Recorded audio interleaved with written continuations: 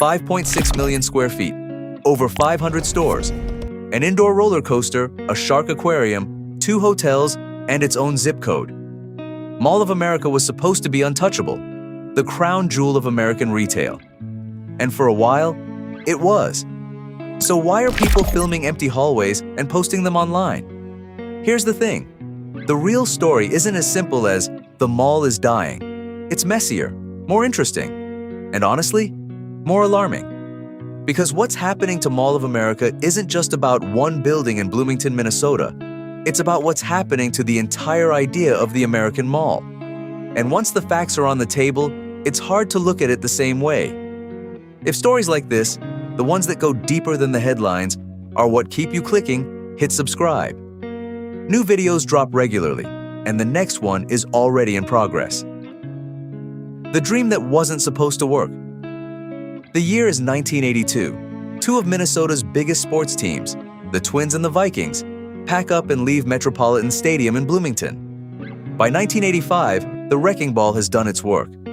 What's left is 78 acres of some of the most strategically positioned land in the entire state, 1.5 miles from Minneapolis, St. Paul International Airport, sitting at the intersection of 4 major highways. In real estate terms, it was a gift wrapped in a bow. The Ghermezian family saw it immediately. This was the Canadian development dynasty behind the West Edmonton Mall in Alberta. The people who had already proven that an impossibly large, entertainment-driven shopping complex could actually work. Their company, 555 Group, signed the development agreement in 1986. Groundbreaking followed on June 14, 1989, 3 years of construction. Then, on August 11, 1992, Mall of America opened its doors. 150,000 people walked in on that single first day. Not a week, not a month, one day. The mall launched with 330 stores across 4.2 million square feet, 4 levels, a rectangular layout with anchor stores locked into each corner, Nordstrom, Macy's, Bloomingdale's, and Sears. It marked the first time in history that all 4 of those retail giants had ever shared a single roof. At the center, where most malls would drop a fountain or a food court, stood Camp Snoopy, a full indoor theme park with roller coasters, a log flume, and a Ferris wheel. The critics were loud. Too big, too ambitious, too far from coastal population centers. They called it Sprawl of America, the mega mall, a financial disaster waiting to happen. By 1996, the place was pulling 43 million visitors a year, more than Disney World, the Grand Canyon, and Graceland combined. Let that land. The anchors start to slip. Here's where the scene shifts. A mall built at that scale. When something starts going wrong, it goes wrong visibly. And the problems at Mall of America didn't arrive with a bang. They crept through the exits of the very stores that had defined the place. January 2012. Macy's announces it's closing the Bloomingdale's location, an anchor tenant since day one, nearly 20 years of being a cornerstone of the building. It leaves behind a 210,000 square foot hole in one of the mall's corners. That's not a small vacancy. That's roughly the footprint of 3 or 4 big box stores, just sitting empty. The space gets partially filled. Forever 21 moves in. LL Bean takes a portion. An exhibit space fills some of the rest. But retail consultants noted at the time that the mall's design, anchor stores pushed to isolated corners away from the main pedestrian flow, made filling those massive spaces harder than at most malls. Then comes 2018. Sears, an original tenant since the first day in 1992, announces it's closing as part of an 80-store nationwide bankruptcy liquidation. The store goes dark in March 2019, leaving behind a 3-story space of roughly 160,000 square feet. Now here's where it gets almost comically complicated. Back in 1991, when the mall was trying to land Sears as an anchor, the developers handed them a deal that, by modern standards, looks completely unhinged.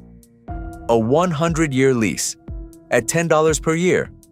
That wasn't a typo, and it wasn't generosity. It was standard playbook for mall developers in the 1980s and early 90s. Department stores were so powerful at pulling foot traffic that mall owners would sometimes pay them to show up, let alone charge them rent. Sears walked away with the keys to a corner of the building for a century, for the price of a single dinner. When Sears went bankrupt, former CEO Eddie Lampert assembled a new entity, Transform Holdco, to acquire Sears assets. That $10 per year lease came along with the deal. Mall of America fought it in court for years. Then the Hawaiian Punch Village. Colorful Polynesian tents, tiki aesthetics, a lunch area straight out of late 60s American optimism. Deeper into the park, the Japanese Village, with ornate landscaped gardens, traditional shoji panel doors, a koi pond, and a pearl diving exhibit where real divers demonstrated the centuries-old technique of harvesting pearls from the ocean floor. There was even a small deer park where kids could hand-feed deer wandering freely across a paddock. And in its early years, a live alligator exhibit sat near the shoreline. But none of that, not the dolphins, not the deer, not the pearl divers, was why people came. They came for the 4,000-seat stadium overlooking the Shamu tank. Ohio's Shamu in 1970 was a killer whale named Can-Do, one of several orcas captured in the late 1960s who performed under the famous stage name. The show was the same Dr. Diddle routine from San Diego, just in a slightly larger tank. Still cramped, still simple, still enough to stop people in their tracks. In its first 100-day season, the park attracted over 1.1 million visitors, far exceeding initial projections, double what its founders had predicted. The ocean, it turned out, didn't need to be anywhere near Ohio for Ohioans to fall in love with it. There was one structural limitation from the beginning, however. Ohio's cold winters meant the park could only operate seasonally, and during those winter months, the animals, including the whales, had to be transported back to San Diego. Every year the park would close, the lake would go quiet, and the staff would wait for spring. 4. Growth, a water-skiing elephant, and Kilroy in the sky. The success of Year One pushed SeaWorld's owners to expand fast. For the 1971 season, a third stadium was constructed along the Geauga Lake shoreline for a spectacular new water skiing show. Human performers would launch off ramps, soar through the air, and land on the glittering surface of an Ohio lake in front of thousands of screaming fans. The show was produced by entertainer Tommy Bartlett, already a legend for his famous water show in the Wisconsin Dells since the 1950s. The stadium became, at the time, the largest arena for a water stunt show anywhere in the world. At one point in its history, this show featured a water-skiing elephant. Let that sink in for a moment. An elephant, on water skis, on a lake in Ohio. But not everything was smooth. During that same off-season, Ohio's Shamu, the whale Can-Do, died in San Diego. Her replacement, an orca named Kilroy, was flown in to headline the 1971 season. During his transfer, in front of a live crowd of 1,200 people, the canvas sling carrying him came loose mid-lift. Kilroy hung in the air, suspended 30 feet off the ground, dangling in front of a stunned crowd of over 1,000 Ohio residents. He was eventually, successfully, lowered into his new tank. He survived, and he went on to headline a new show called Shamu Goes Hollywood. Shamu Goes Hollywood became successful enough that SeaWorld finally built a larger tank in San Diego to match, proof that the Ohio park, in its early years, was actually helping push the entire brand forward. For families in the Cleveland suburbs, a visit to SeaWorld was practically a rite of passage. The park drew visitors from as far away as Chicago and the mid-Atlantic states, and on a busy summer day, the Shamu Stadium was always packed. People didn't just come once. They came back year after year. The 1970s brought steady expansion. In 1973, the eye-catching Tri-Aquarium opened, a stunning indoor display of 3 10,000-gallon tanks housing sharks, tropical fish, and freshwater species, alongside educational exhibits that would anchor the marine life section for decades. In 1976, the entire SeaWorld business was acquired by publishing giant Harcourt Brace Jovanovich for $46 million. The new owners continued the same formula without major disruption. Through the 1970s and into the 1980s, the park kept evolving. a $3.5 million penguin encounter where guests rode a moving walkway past around 100 penguins in a climate-controlled exhibit, an acrobatic stadium called the Nautilus Theater, rotating Shamu shows with new whales borrowing the same famous name. Meanwhile, SeaWorld's early baby Shamu, a young female orca named Kalina, born in 1985 as the first orca to survive birth in captivity, was sent to SeaWorld, Ohio to boost ticket sales there when she was just 4 years old. A baby killer whale in Aurora, Ohio. The park always found a way to stay relevant. If this story had a Hollywood arc, the 1970s and most of the 1980s would be the golden age. Everything working, everything growing. A little marine park on a lake in Ohio punching well above its weight class. But the end of the 1980s is where the plot begins to shift. The anchor tenant model that built American malls, a handful of massive department stores pulling foot traffic that benefited hundreds of smaller specialty stores, has effectively collapsed. JCPenney went through bankruptcy. Sears essentially ceased to exist as a functioning retailer. Lord & Taylor closed entirely. And when anchors leave, they don't just take their own customers. They take the passive foot traffic that wandered past every other store on the way there. The whole ecosystem was designed around those corner stores. Indoor mall vacancy rates nationally hit around 9% in early 2025, up from 5% in 2024, according to Cushman & Wakefield. The first quarter of 2025 was reportedly the weakest period for retail leasing since the pandemic. But here's the split that matters. Top-tier malls, the A-tier flagships, are largely holding on and, in some cases, growing. Indoor mall traffic in March 2024 grew 9.7% year-over-year. Black Friday 2024. Visits to malls surpassed pre-pandemic levels. The B and C tier malls are dying. Many have already been converted into warehouses, medical offices, apartment complexes, or demolished outright. Mall of America sits firmly in the flagship tier.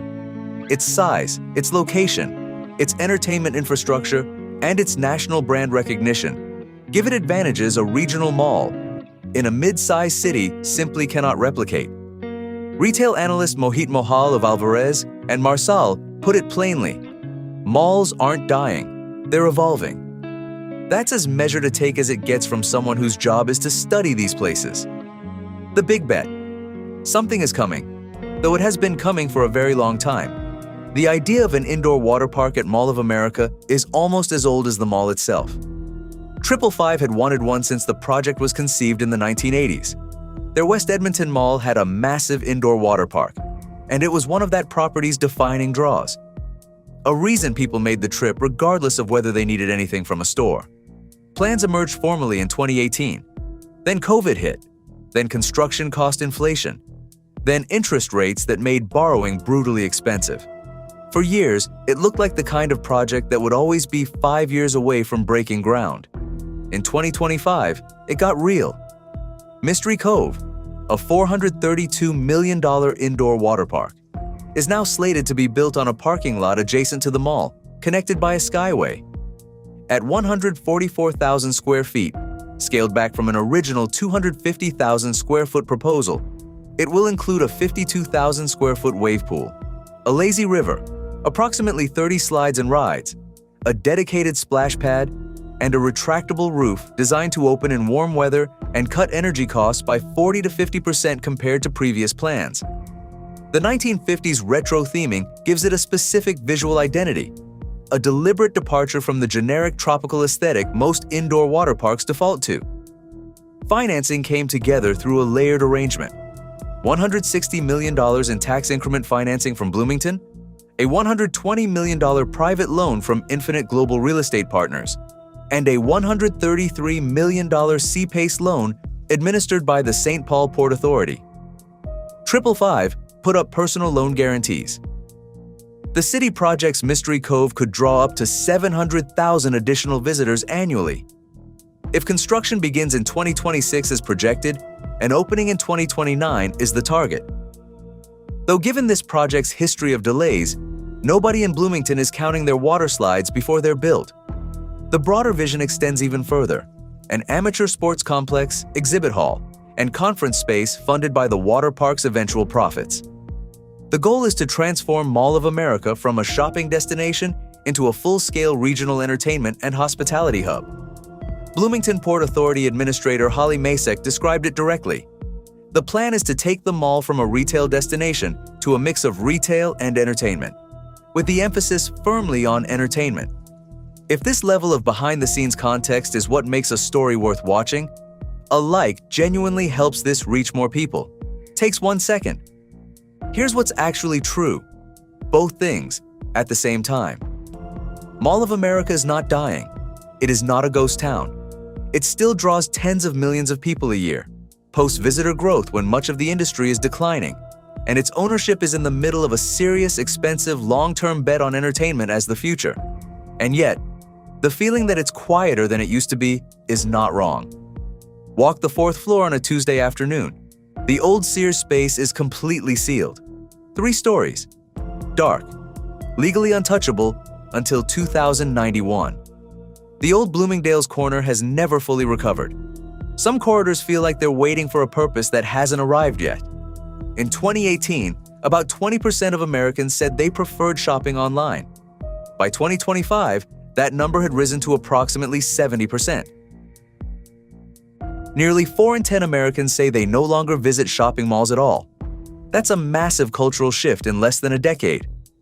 What's happening at Mall of America is what's happening to the entire concept of the American mall. Just at a scale visible enough that people notice. Film it, post it, watch it. The mall is betting that people still want to gather somewhere physically. They just need a better reason than a sale at the Gap. The data suggests that bet isn't crazy. People drove to theme parks before malls existed. People will drive to an indoor water park in a Minnesota January. Give them something worth showing up for, and they'll show up. Both realities coexist right now. The quiet 4th floor and the family from Louisville who got off the light rail at the airport wandered in looking for lunch, ended up between a log chute and a climbing wall, and immediately started planning to come back. That's where Mall of America stands. A story still being written. And the next chapter depends on decisions being made right now, in Bloomington City Council meetings, in 555 boardrooms, and in the daily choices millions of people make about where to spend their time.